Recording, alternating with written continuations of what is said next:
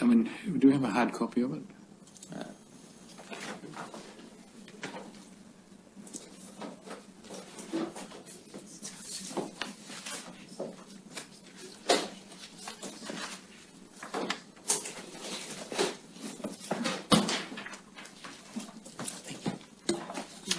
You're welcome to look at it, but it seems to be a discussion of the trauma that a victim of incest might suffer.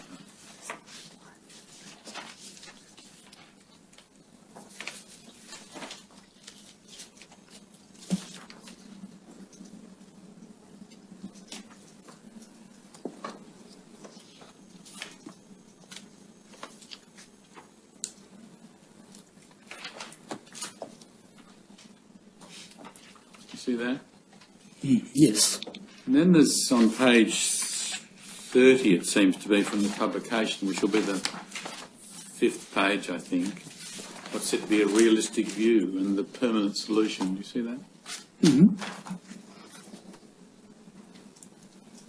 Now, the realistic view is said to be the way of helping the victim of emotional trauma. Do you see that? Mm-hmm.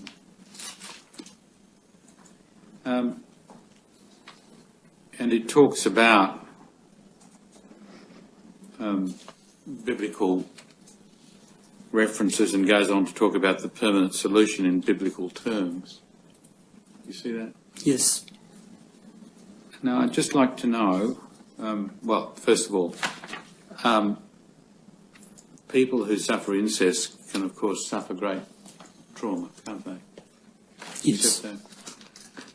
Now, this document seems to be totally focused upon a biblical response, not a medical, if you like, psychiatric or psychological response. Do you understand what I'm saying? Yes, I understand. Does the doctrine that you're taught exclude or confine in any way the need for a person who suffers trauma to receive conventional help from qualified practitioners? Certainly not. That's a personal choice. We don't make a recommendation one way or the other, but sometimes it's pretty obvious that professional help is needed to help the person. All we can do is help the person spiritually. VCB obviously needed professional help. She told me that she had been seeing professional help, yes. Of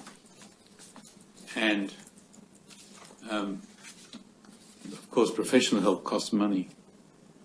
You've got to pay them. Does your church accept any obligation to assist those who might have suffered at the hands of an elder in obtaining professional help? I wouldn't know the answer to that. Not that I've ever been involved in. I can only speak from my experience. I've never been involved in any experience where the organisation has helped that way, but maybe they have, I wouldn't know. Do you think it should help? Well, that would be my personal opinion, and I don't think my personal opinion is particularly that worthwhile. Why not? I would talk from my limited experience, and I don't think that that's appropriate. When I do things, I try to research things and come up with some opinion that at least demonstrates some thought. But answering here at no notice, I think I'd just say what came into the top of my head, and I don't think that would be appropriate. Have you been following the work of the Royal Commission? No, I haven't. Not at all? Not at all. When did you first know you would have to give evidence here? A few weeks ago. Might be a couple of months ago, but it was a matter of weeks. The work of the Royal Commission has received publicity all over Australia. Yes. And you haven't read an article about it? To tell you the truth, I've scanned the headlines of the Saturday paper, and I might have read a couple of paragraphs in, and then moved on. And that's about it. What about the television news? I don't watch the news. What What about the radio, the ABC? I don't listen to the radio that much.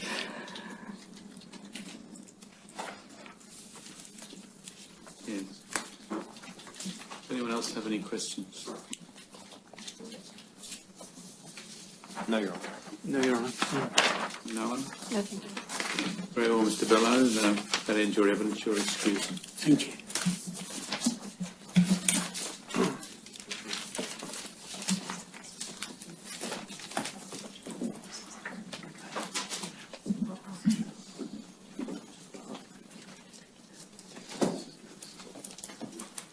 The next witness, Your Honour, will be BCG.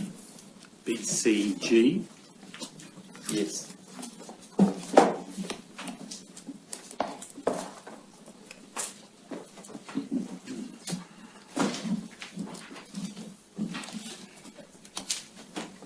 BCG, it's necessary for you to be sworn. Will you take an oath on the Bible or an affirmation? An affirmation. Affirmation. Would you repeat after me then? I do solemnly, sincerely and truly I solemnly, sincerely and truly declare and affirm declare and affirm that the evidence I shall give in this Royal Commission that the evidence I shall give in this Royal Commission shall be the truth, shall be the truth, the whole truth, the whole truth, and nothing but the truth. and nothing but the truth. Thank you. Take a seat, please. Yes, Mr. Smith.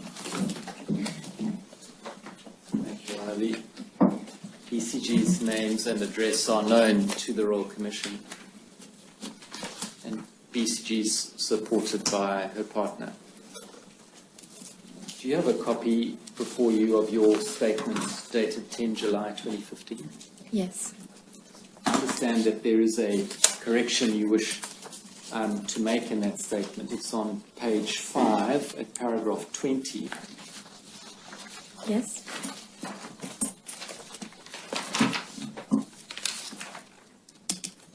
I would. Oh, sorry. I'll identify it. I was just waiting for it to come up on the screen.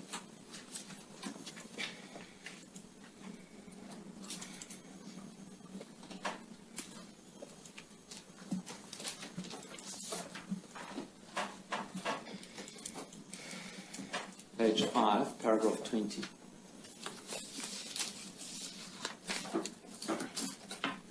And it's the last sentence of that paragraph that you wish to delete.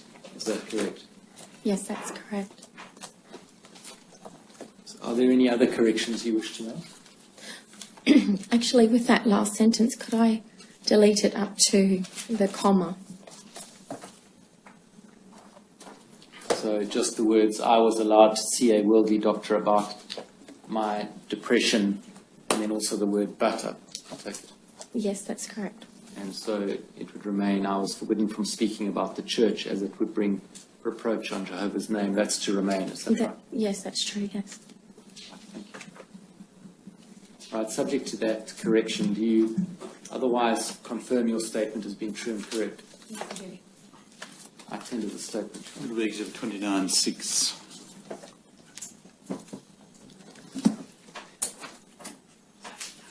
I'd ask you to read your statement commencing at paragraph 3. Can I just understand the change you've made to paragraph 20? By taking those words out, it doesn't. This last sentence doesn't quite make sense. Your Honour, it's just that it may appear that I saw a doctor about my depression whilst being a teenager, and I didn't. It just may read that way, that's all. But right. Yes, all right. It just could have that kind of effect, and I didn't want to imply that. Yeah, all right. So your evidence is you were allowed to see a doctor, but that was only much later. I was allowed to see a doctor, but it implies that I saw a doctor during my teenage years, and I didn't. But you would have been allowed to see a doctor if you had wanted to? I didn't actually. Well, You don't know? don't know. Never did it. Thank you. I was born BCG in Brisbane, Queensland, redacted, 1971. My full name is now BCG, a name my children chose for me I had previously been known as BCG and BCG. Having taken the surnames of my partners at the time, I am 43 years old and have 4 children, the oldest of whom is 23 years old. I'm currently in my final year of a law degree, and I also work in the hairdressing and beauty industry.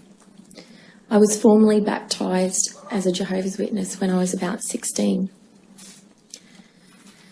My father is BCH, sometimes called BCH, and my mother is BCI. Together, my mother and father had 7 children, of whom I was the second eldest. I have an older sister who is 2 years older than me, and I also have 3 younger brothers and 2 younger sisters, redacted. I don't know exactly when my parents became Jehovah's Witnesses, but I think my father joined a congregation in St. George, Queensland when I was very young. My mother joined the same Jehovah's Witness congregation a short time after my father. My father initially worked as a redacted and later worked as an redacted. My mother stayed at home to look after the children. When I was about 10 years old, my family moved to redacted, north of Mareeba in Queensland. My parents joined the Mareeba Jehovah's Witness congregation. My father was a very strict and highly regarded Jehovah's Witness.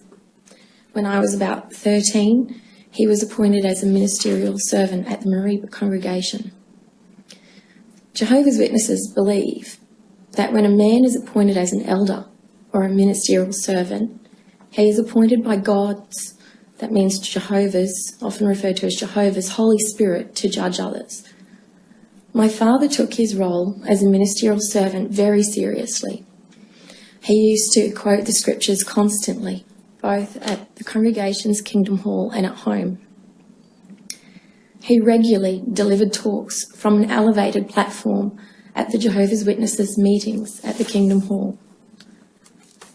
My father was also given special responsibilities by the congregation elders, including conducting private Bible studies with other congregation members, managing groups of Jehovah's Witnesses for field service, that's door-to-door preaching, and teaching and counselling the congregation. When I was a child, my father made me and my siblings attend the meetings at the Kingdom Hall at least 3 times a week. There was a 2-hour meeting every Sunday, another 2-hour meeting on a Friday, and usually a 1-hour meeting midweek. The meetings involved elders and ministerial servants teaching and counselling the congregation about keeping the congregation clean and righteous. In order to prepare for the meetings, my brothers and sisters and I had to study the Bible and read the daily scriptures.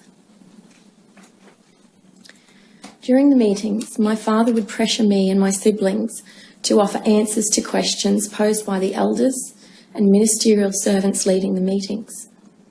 He would also make me deliver scriptural talks before the congregation from the platform in the Kingdom Hall and take part in field service. In the Jehovah's Witness Church, men are at the top of the hierarchy and hold all the authority next to Jehovah. Man is the head of the house, and his wife and children have to obey him and refrain from questioning his authority. Adult females are next in line, and then children are at the bottom of the hierarchy. There were many rules to comply with and things that I had to do in order to be a good Jehovah's Witness. As the head of the household, my father was the person who dictated and enforced compliance with the rules in our house. He was also answerable to the elders in the congregation, and I think he was therefore really keen to impress the elders and show how obedient his family was. In our house, for example, We were only allowed to watch certain television programs and listen to certain radio programs. We were not allowed to read anything other than Jehovah's Witness material. As a child growing up in a strict Jehovah's Witness family, the church and my father dictated who I was and wasn't allowed to associate with. I certainly wasn't allowed to associate with anybody outside the Jehovah's Witness community, other than the children at school at the school I attended. Even when I was at school, the Jehovah's Witness church decided which lessons I could and couldn't attend.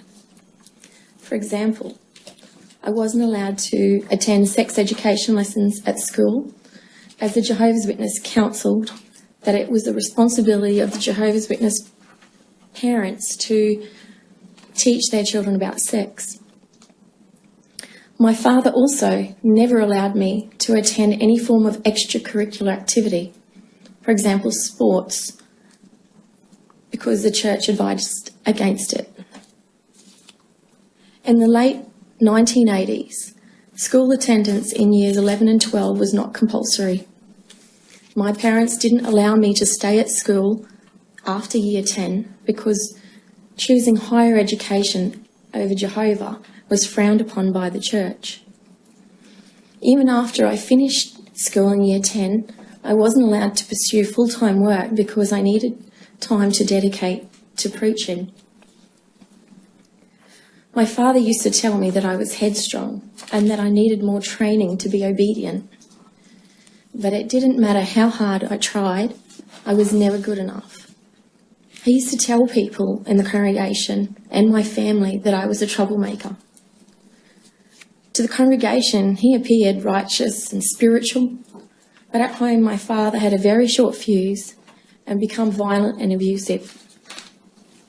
He used to beat me frequently, often using a black leather strap that left welts on my skin.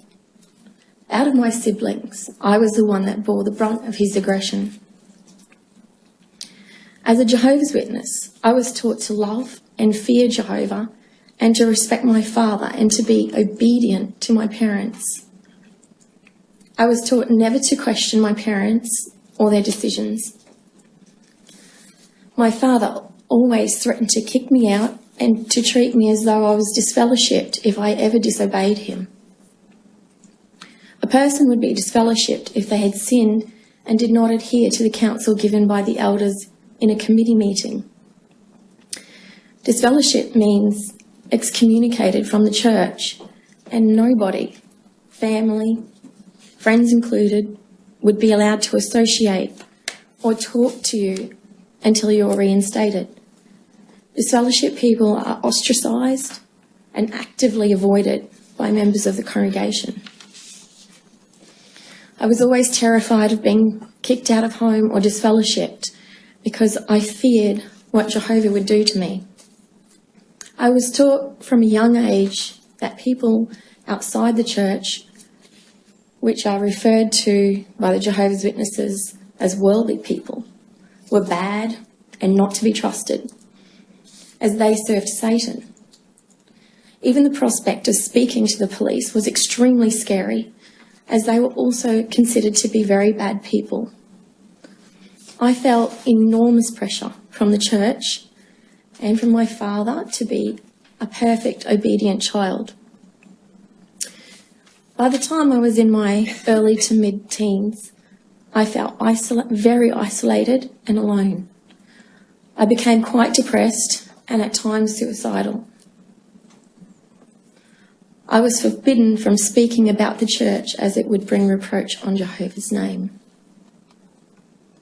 By the time I was about 16, I was determined to leave home for many reasons, including that I wanted to escape Jehovah's Witnesses without being disfellowshipped.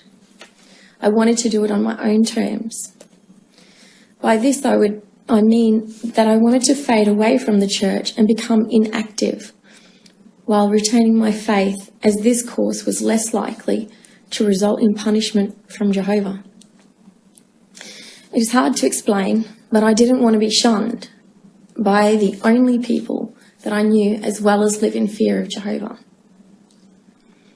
I think my father abused me when I was about 5 years old. I don't remember anything specific from that time, but I do recall feeling extremely uncomfortable and scared when my father put a nappy on me at night before bed. That memory made a lot more sense to me once I discovered what my father did to my sisters at a similar age.